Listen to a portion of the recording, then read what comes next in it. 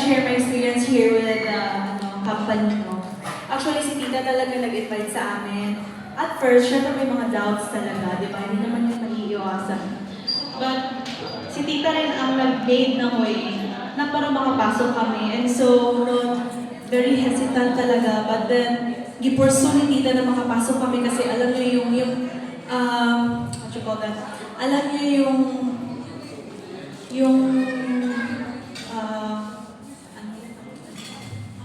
alam niyo opportunity, si opportunity and yung gaano ito maka-help sa atin.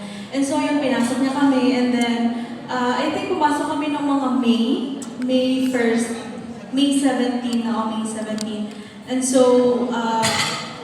ngayon I'm a level 2 shareholder and thanks to Tita kasi talaga kami nagsisigaw yun, maka-help din siya sa finances. And so I encourage you all, yung mga hindi pa nakapasok na mag-join na kayo habang okay pa yung company and very boom pa siya right now. So yeah, thank you so much guys. I hope I encourage kayo. Thank you very much. Who else? I have a question. Sino ba dito sa inyo nakasabi na, di ba may sinesend si Professor Ron? The vision, the mission of the company. Anybody here who have read those?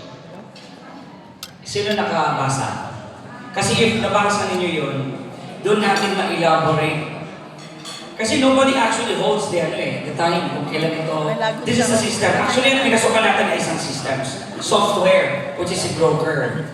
Alright, explain ko muna sa inyo konting kaalaman ko para malaman ninyo. I don't want to share how they started yet. So when I already jumped into this, I reviewed their mission and vision. So here's the thing. Si Croker ay isang trader dun sa Burnham. And the system is quite young. Now, the thing is, with trading, if you have so much users, pag marami ka kasi users sa software na yan, yung broker mismo, tataas kasi ang trust and confidence ng mga investors. So what they did was, in-open it worldwide. They opened it to public, which is us, tayo na.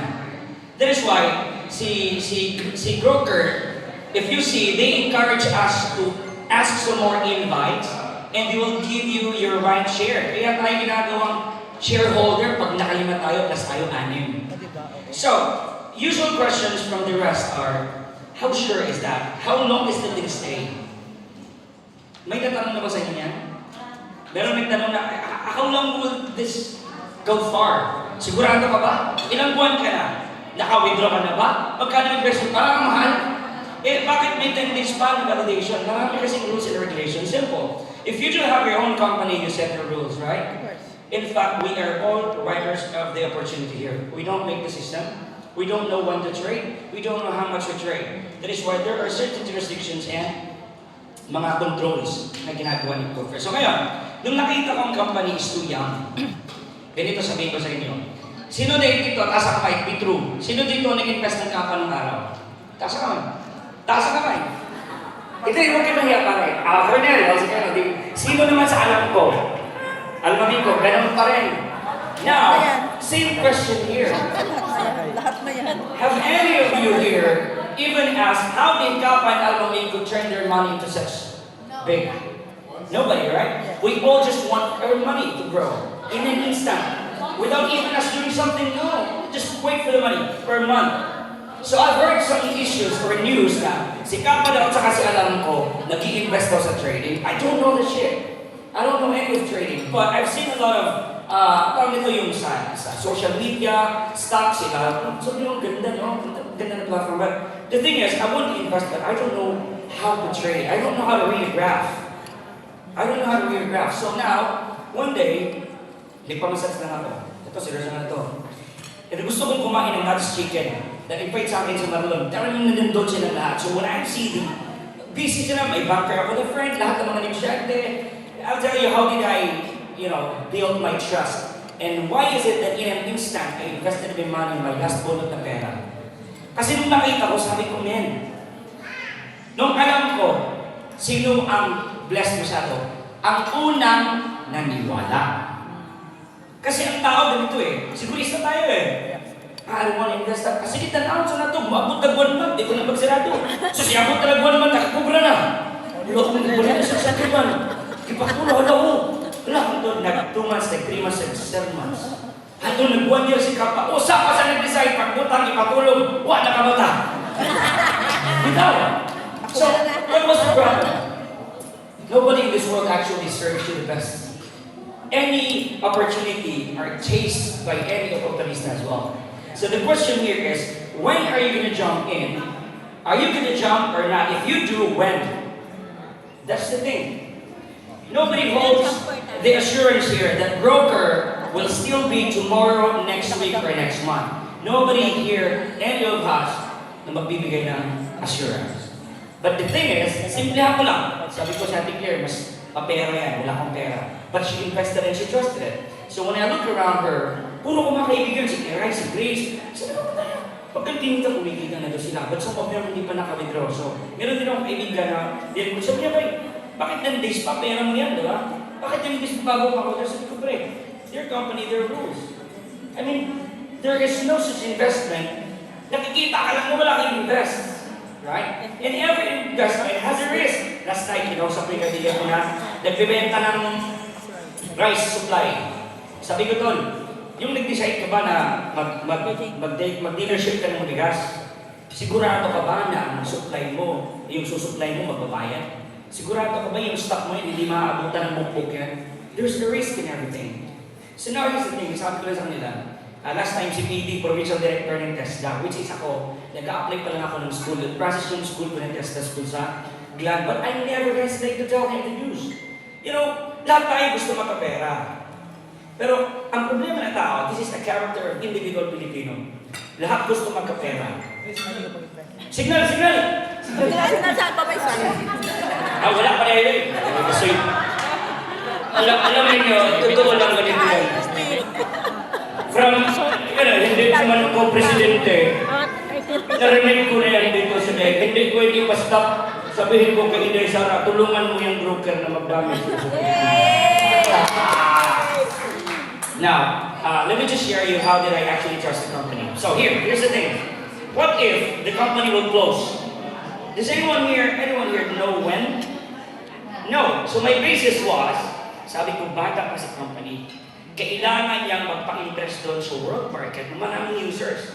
Pilipino, grabe tayo sa time. That is why they open it here in the Philippines. That's what I see it. Sabi ko, iilang pa lang kami, masasarado na siya. Now here's the thing. The company can actually shut down the system anytime.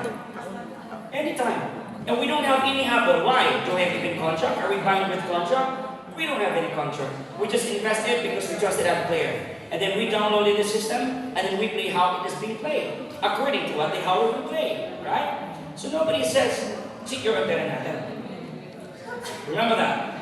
Especially pag magandang asawa mo, sigurado ka paglabas ng asawa mo, walang nakakita. Hindi rin secure yun. Kaya huwag kayong mag-asawa ng maganda. Sakto lang, tulad ni Doc. Ganda ng asawa ni Doc. Pero at least, okay na sila. Nakaping-ping. Palagpakan natin yung couple sa Doc R. Provincial Health Officer po ng Sarangani. Now, ganito ginagawa ko pag mag-convince ko. Hindi pa ako shareholder. 10 days ko pa lang actually. Pero parang angas. Pero whatever. You believe it or not, it is your choice. So, here's how I convince them. Sabi ko, pare, kaya makita mo. Hindi ka 8 hours. Hindi ako pwedeng mag-ibang na wala akong papakita. That's why I will never invite someone and tell them without even showing the system and how it's going to earn. How it is earning. So binadala ko sila, sabi ko, kilala mo yan? Yan, may-ari ng Nanis yan. May-ari ng Wani, may-ari ng ganito. Si PD yan, si Judge yan, PD ng ganito. Sino yan? Ito, nag-invest dito. Sabi ko, huwag kang magpahuli, pare. Sabi ko, huwag kang magpahuli. Baka naman kita dyan, sabi ko, pinakamaliit na kitaan.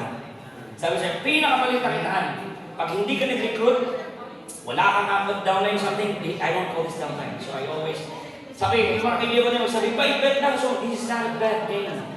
It is trading. So I always tell them, make sure that when you say that, kasi bakit marinig kayo sa labas, hindi na nag-bet sila, no. It's trading time. Diba? Trade tayo. So, what I used to tell them is, pagka makita mo per day, simple. Sabi ko, if you don't have recruit or invite, kahit 7,000 per night, 6 to 9 p.m. lang naroon pa rin. 6,000 times 30, magkano sila doon? And you still can use your entire 7 a.m. to 5 p.m.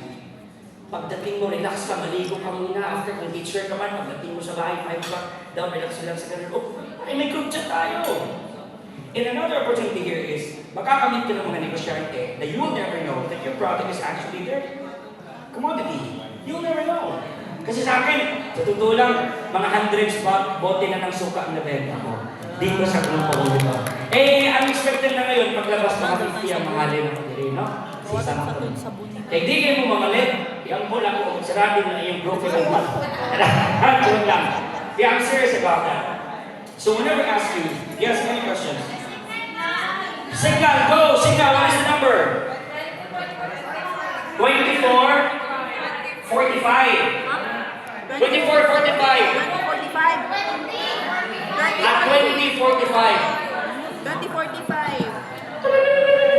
Hello, hello.